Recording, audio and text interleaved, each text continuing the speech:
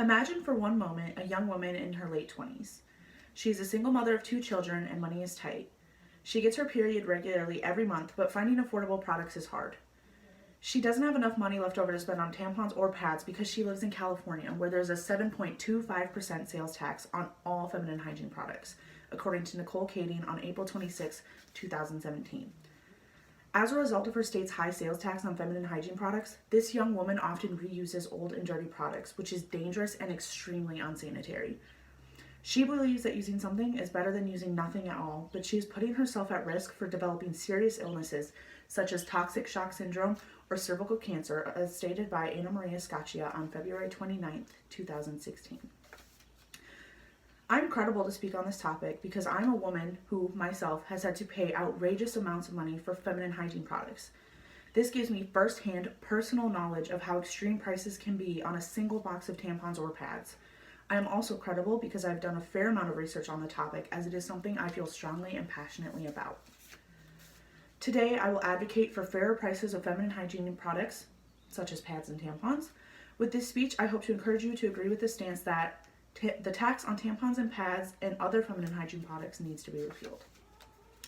Specifically, I will be giving you more information about the sales tax itself. I will also compare the varied prices of products across state lines, and I will point out the health risks that can arise from women not being able to change or afford their hygiene products. In 2016, there was a surge of feminine-driven activism to end the sales tax on feminine hygiene products, according to Jareen Oy in 2018. Jareen Oy in 2018 also stated that Time magazine heralded 2016 as the year of the period, and one glaring New York Times read, "End the tampon tax." President Obama offered some insight to the situation by suggesting that the reason women are paying an unfair amount of tax on tampons and sanitary napkins is because men were previously the ones deciding and making all of the legislation, according to Bridget J. Crawford and Carla Spivak in 2017. All of this information, though, is misleading. There is no such thing as a tampon tax. According to Jareen Oy in 2018, there is no specific tax directed at tampons, sanitary napkins, or menstrual cups. Rather, as Nicole Kading on April 26, 2017 stated, it is simply a sales tax that is determined by each state's legislature. One of the issues with the sales tax on tampons is that it is not federally regulated. Instead, each state is responsible for creating its own sales tax, which means that across state lines there are varying prices for a box of tampons or pads, according to Victoria Hartman in 2017. After the base sales tax is set, cities and towns may add on more sales tax to those already existing. Along with creating the basis for taxation, Natasha Bach stated on June 11, 2019, that state legislators may also choose what is exempt from taxation. Often, grocery items, food stamp purchases, and medical supplies are all tax exempt, according to Victoria Hartman in 2017. What is considered to be medical supplies is a broad category. Victoria Hartman also states, products listed under medical supplies can be anything from prescription medicine and insulin to lip balm and cotton balls, depending on the state. For the most part, feminine hygiene products are not considered a medical necessity. Therefore, there is a sales tax added to the final purchase, as stated by Bridget J. Crawford and Carla Spivak in 2017. On the bright side, there are 5 states where there is no sales tax on feminine hygiene products, and there are 7 other states, including Minnesota, that specifically exempt feminine hygiene products from being taxed, according to Nicole Kading on April 26, 2017. Now that we've gotten a better understanding of the taxes themselves, we will be taking a look at the varied prices of feminine products across state lines, as well as the average amount of money spent on these products.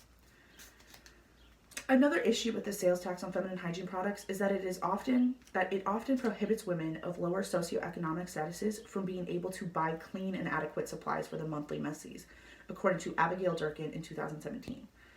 Victoria Hartman stated in 2017 that it is estimated that the average woman will have about 450 periods in her lifetime.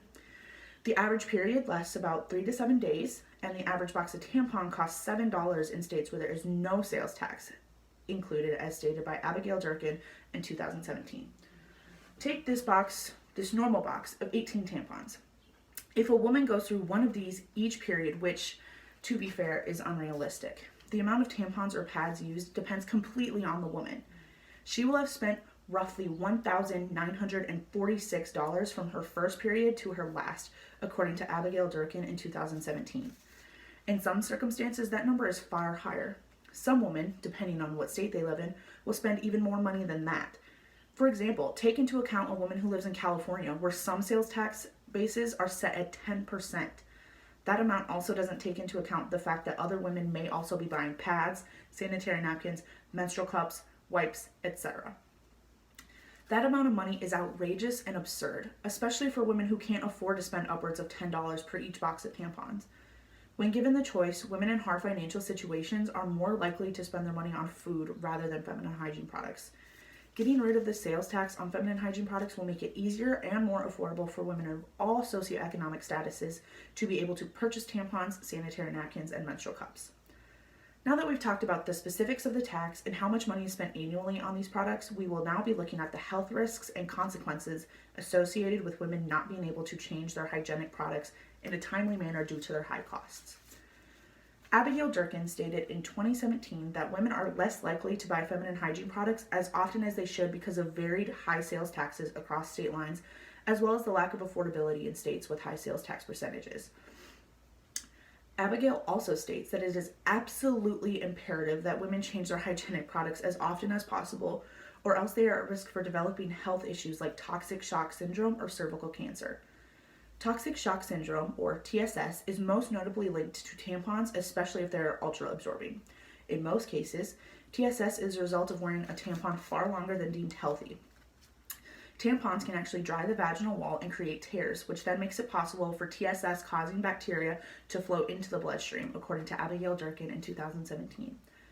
Abigail also says that TSS can cause shock, renal failure, or even death in extreme circumstances.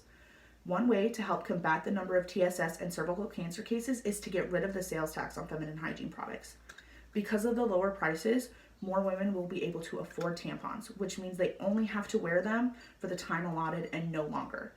Getting rid of the sales tax on feminine hygiene products will guarantee that women are using the safest and cleanest options possible when it comes to their own personal hygiene.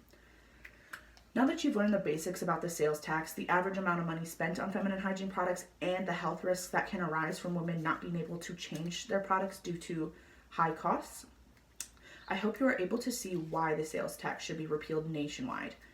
In this speech, I advocated for fairer prices of feminine hygiene products like pads and tampons. With this speech, I hope to encourage you to agree with my stance that the tax on tampons, pads, and other feminine hygiene products needs to be repealed. If you live in a state where there is a sales tax on tampons, I urge you to contact your senators and state representatives. By contacting the political authorities of your state, you can ensure that your voice is heard. The sales tax on feminine hygiene products is outrageous and needs to be repealed for a multitude of reasons. Because there is no set sales tax, each state can charge women as much or as little as they want for a product that is deemed by many legislators as a luxury and not a necessity. Ask any woman you like and see if she thinks having a period is a luxury worthy of being profited off of. By getting rid of the sales tax on feminine hygiene products, many more women will be able to enjoy life without worrying about their periods getting in the way. Women, like the single mother mentioned earlier in this speech, deserve to have affordable and clean tampons, pads, and sanitary napkins. It is long past time for legislators across the nation to axe the dreaded tampon tax.